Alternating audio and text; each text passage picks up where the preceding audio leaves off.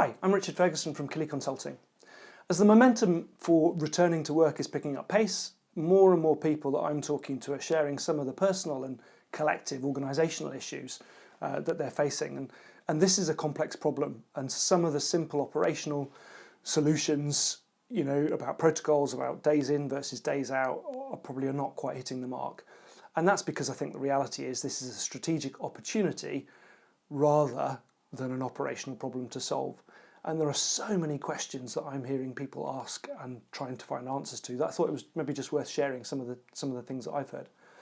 So how do we balance personal preference versus organisational need? How's the culture changed, and what behaviours do we need to keep and what do we need to change or develop? How do we deal with health and safety in the home workplace? What's our duty of care to people? How do we manage safeguarding in the hybrid world?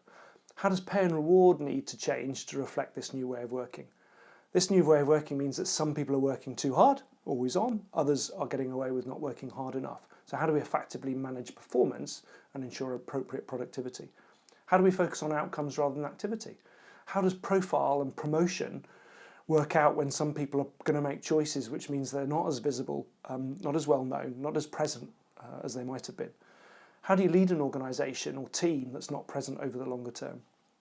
Are we at risk of being too internally focused on all of this sort of stuff as opposed to focusing on our external stakeholders, our customers?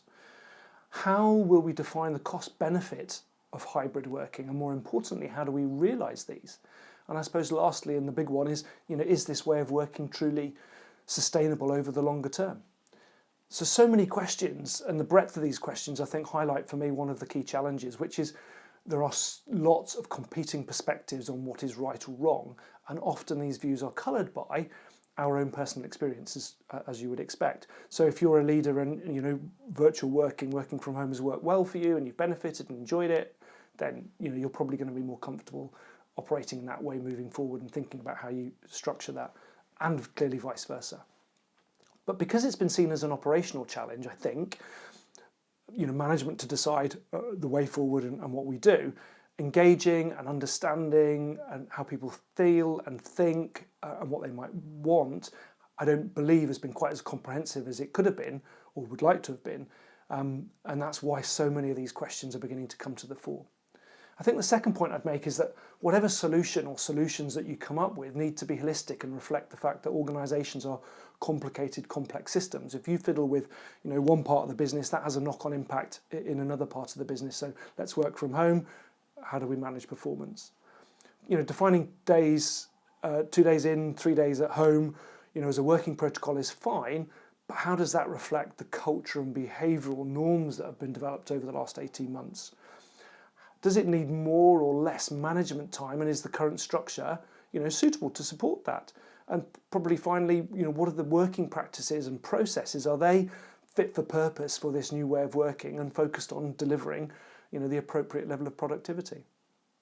Which brings me to my third observation, which is how much time have you or your leadership team or the senior team spent considering some of these issues? The questions that I've raised there are probably just the tip of the iceberg. I'm sure there are loads more. And I'm absolutely certain that these issues have been vexing a number of people for a long period of time.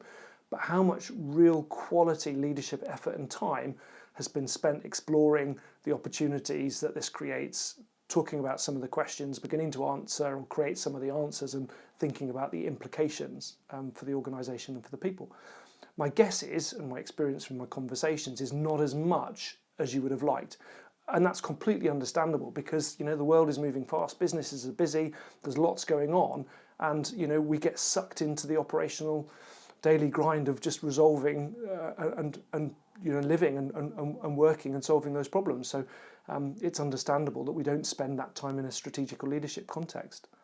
So I think I'll reiterate sort of where I started really, which is my belief is that organisations that see this as a strategic opportunity to find a way of working that realises and delivers greater value, delivers competitive advantage, whether that's with the labour market, with customers, with service, with innovation, whatever it might be, are going to be better placed than those organisations that treat this as an operational challenge to find a way of getting people back into the workplace.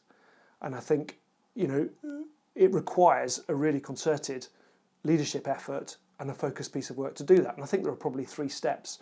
Step 1 is to properly understand the current reality. How are people feeling? What are people thinking throughout the organisation at all levels? And I think step 2 is then to use that comprehensive understanding to optimise your delivery model, to think about the way that you work within the context of the culture, the structure and the processes in the organisation. And then step 3 is to plan and manage that transition or those changes, whatever they may be, to that delivery model. But to do that with a kind of real leadership focus and formal intent, I guess. I think, Killy Consulting are well positioned. We've got an approach that helps with those 3 steps, and we're in a good position with our experience to be able to help organisations.